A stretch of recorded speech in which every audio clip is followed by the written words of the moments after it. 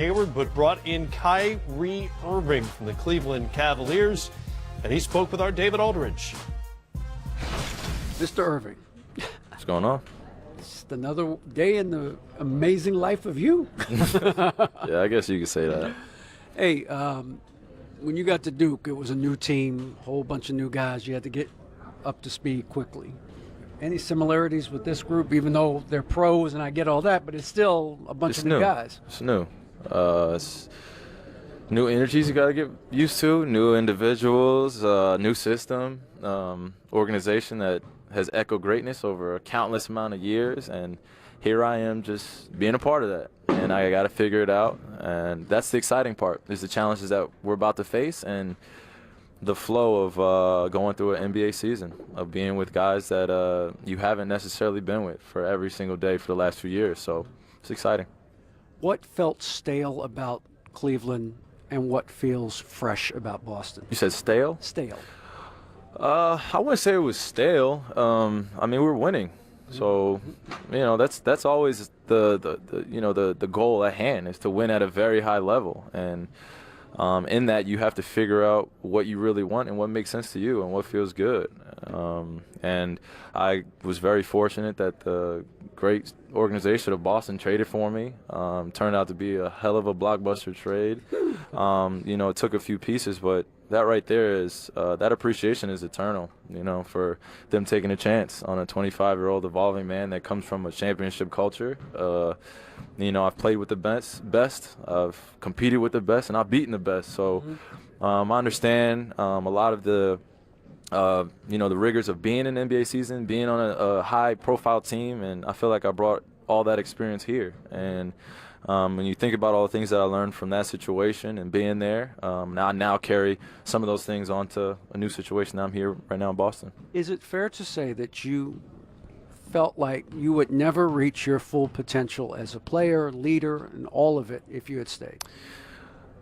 I would say when you have to satisfy that want for more, like, it's an interesting conversation that you have to have with yourself. Yeah. Like, how much more do you want out of what you're in right now? And that was an answer that led to me going to take the bold move of wanting to get traded, especially with 2 years left on my contract. It's unheard of. So it's but to have that understanding and know what I got myself into, and taking that leap of faith with the confidence I have in myself, it was pretty easy. And then, like I said, I got really fortunate to have a situation like this come across, and for Danny to take a chance like that, and the ownership, and now being with new guys, and Boston being in a new phase, a new step in their journey. So it's a lot, but it's fun.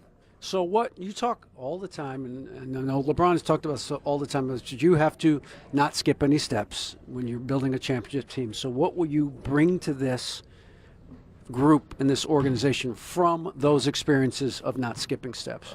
Absolutely, that patience of understanding it's not going to look pretty every day. It's not going to look pretty every practice. It's not going to look pretty every game. But the biggest thing that will tell the sign of our team and our identity is how we respond.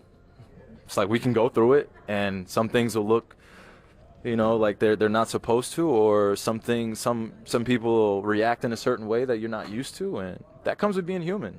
Learning new individuals. So I understand that, and I appreciate that. So now that you've been in that moment, how do we move forward and address this, so as a collective group we're back on the same page? And I haven't even talked about the basketball part. So that's just the human being part of getting to know teammates and being in a situation. So the basketball part is of some significance, of course. So a little bit, like this much.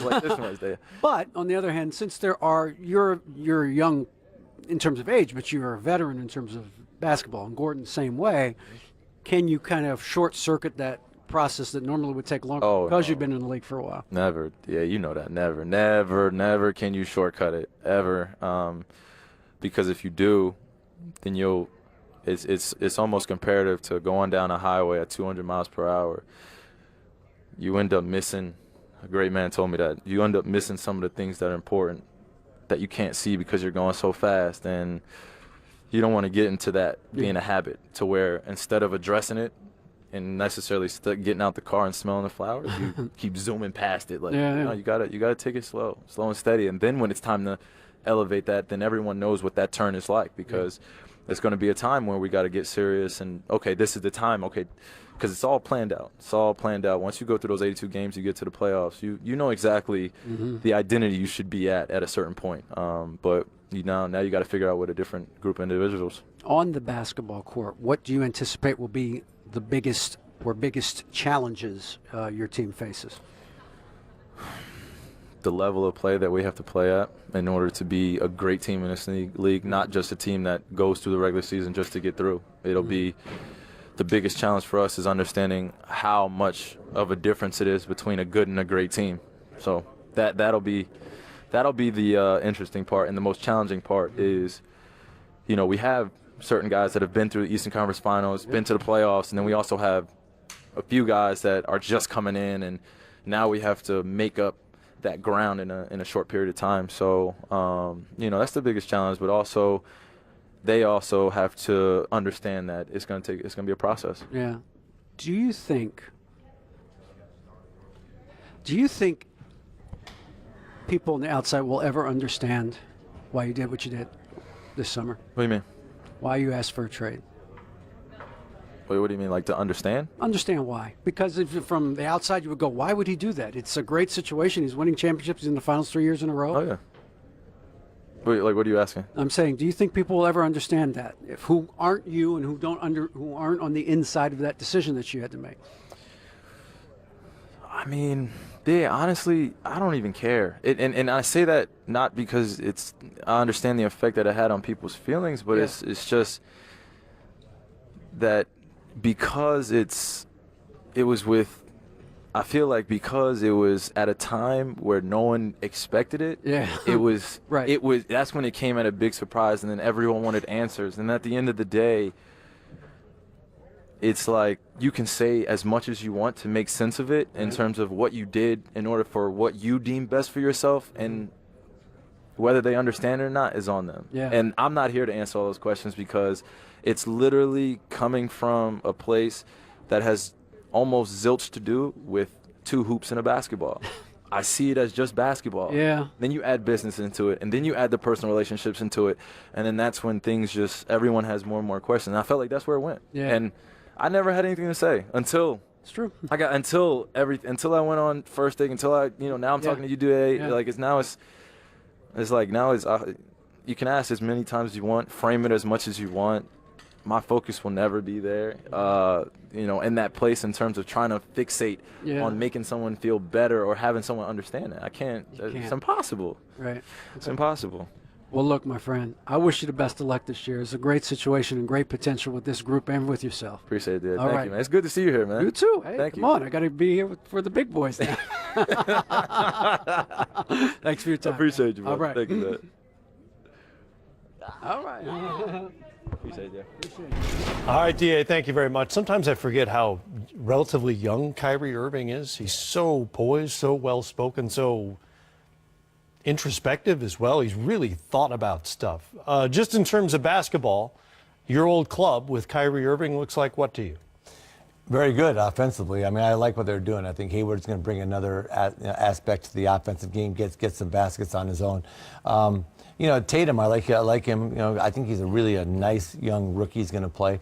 But I think Kyrie Irving's going to have a huge year this year. I think he's got something to prove. I mean, again, he's dodging all the questions of why did you leave Cleveland. Right. He wanted to change. I mean, look, you don't change unless there's something pushing you a little bit. So he just said, look, I want a new place. And I think there's a lot of pressure on him to become a point guard. A lot of pressure on him to have the ball in his hands inside of a Boston system that does a lot of ball movement, body movement. So I think he's going to have a great year. Looking forward to the Celtics and watching them play. Another fun team to watch.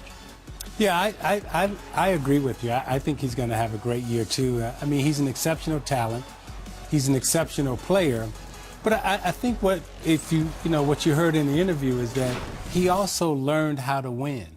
And, coming from a winning place to another historically, traditionally winning place. I mean, I've said this before, not because you're sitting here, but playing for the Boston Celtics or the Los Angeles Lakers in the NBA is like playing for the Yankees or the Red Sox. I mean, those are the two standards. Cardinals? You know, Cardinals, I understand, but, you know, it's still Yankees. I mean, if you're counting World Series titles, you would go Yankees, then Cardinals, not Red No, Sox. but just in terms of, but I agree. I bow to St. Louis, Bob Gibson, so forth and so on. But, you know, when you join franchises like that, you know, there's a certain amount of storytelling that goes along with it. And, you know, I studied the Celtics. So when I walked around and I got a chance to see, oh, man, that's John Havlicek.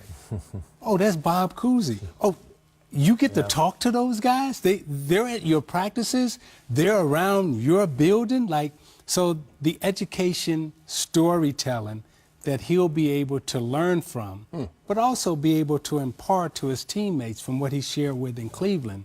You know, when he said, the most important thing I got out of that interview is that every practice is not going to look pretty. Right. Every day is not going to look pretty. Right. If you'd have talked to Kyrie Irving before he won championships, he wasn't on that page. No. He Right. wasn't singing that Right. song. Plus, you know, he did one thing. He came back from 3-1 in the finals, which is so hard to do with that Cleveland team. He's going to bring that never give up. Okay, we can get this done. I know we can do it. You know, and there's something about having done it. Everybody says, because, you know, Isaiah, when you're young in the league, everybody, until you've done it, you don't realize how hard it is and that it can be done. Everybody, we're going to do this, we're going to do that. And I'm thinking, we are? Because you know, you're not really certain. But you've got to experience that. He's going to bring that championship pedigree to Boston, along with, you know, I mean, there's some great players. I mean, there's some, you know, in on that team to go along with him. So I wouldn't be surprised if they end up having the best record in the Eastern Conference, even better than Cleveland's, and that puts Kyrie right in the MVP. I'm guessing as much that they'll finish first in the East. Yeah. First of all, and Kyrie Irving as an MVP, his high school coach said it a week or so ago, and I think that's a pretty good pick. Defensively, Jay Crowder no longer on the roster. Avery Bradley, one of the best two-way guards in the league, no longer on the roster. Gordon Hayward's a good defender. Kyrie Irving's not much better defensively than Isaiah Thomas was.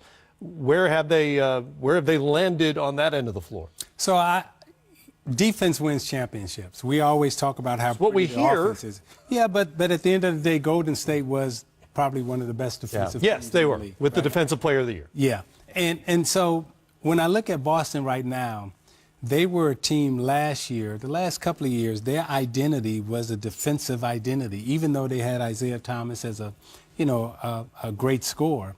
You know, with Crowder, Bradley, Smart, you know, they were rooted, you know, on the defensive end in terms of toughness.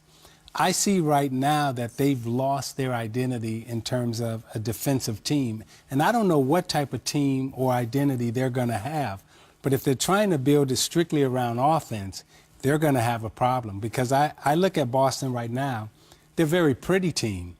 But I don't necessarily see the grit and the toughness of a Bradley and a Crowder that when I looked out on the floor watching them play last year, you know, and even Jaylen Brown, you know, he brought some toughness.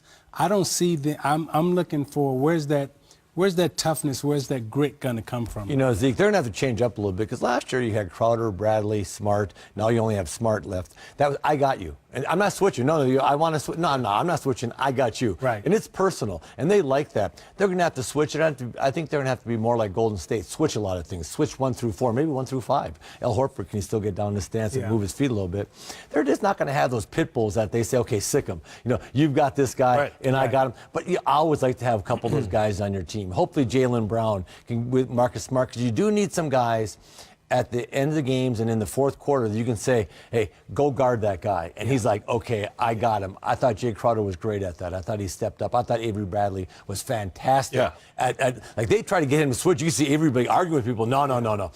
I got him. And so they're going to have to be a little bit different, have to be a little bit more, maybe like Golden State and just switching a lot of things, keep them in front of you, keep a hand up. You know, you don't look at Golden State and say they're gritty and tough and knock you down. Yeah. They keep you in front of them. They get a hand up on your shot. And at the end of 82 games, their defensive numbers look really good. You know, I would say I didn't used to look at Golden State as, you know, a defensive team. And I'll point right to Steph Curry, because we've had a lot of discussions about Steph Curry not being a great defender, not being tough. Right. Hey, the evolution of Steph Curry on the defensive side of the ball has been just as impressive to me as what he did on the offensive side. I mean, you go back to last year's finals, right?